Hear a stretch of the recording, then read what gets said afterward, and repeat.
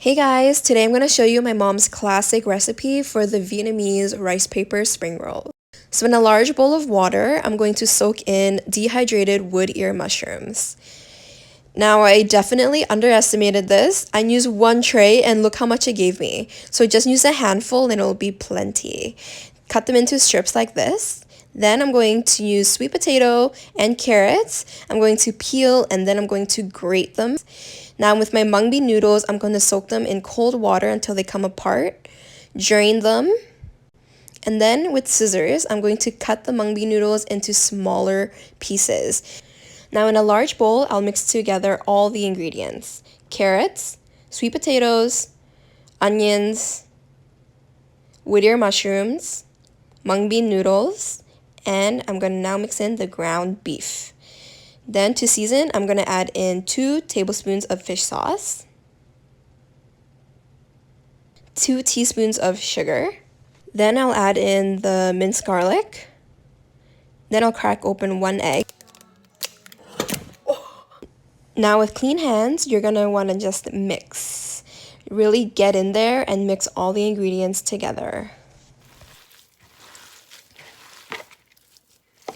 Your mixture should be all combined like this, and then you're just going to let it sit aside for about half an hour. Okay, now it's time to wrap these rolls. So with the rice paper, I'm going to dip it in some warm water, which I've already put in vinegar and sugar.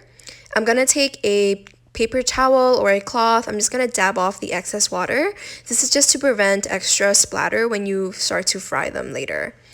Now I'm going to take a heaping spoonful of your filling and I'm just going to put it into the middle.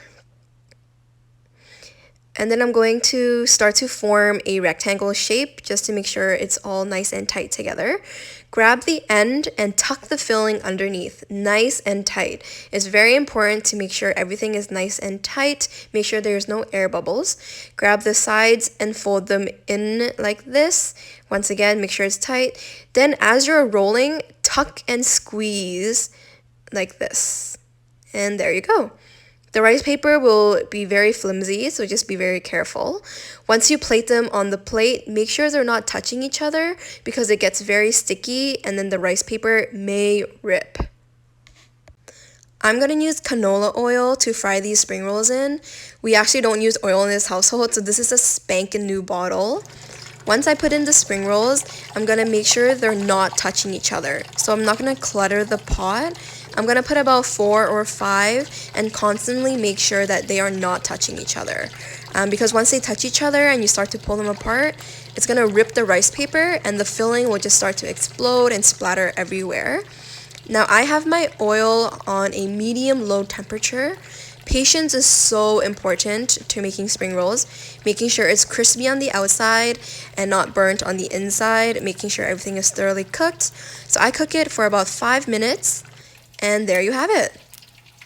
Nice and crispy. I served it with vermicelli noodles, cucumbers, lettuce, and homemade fish sauce. So we usually just dip it in the fish sauce, and you're good to go. Bon appetit!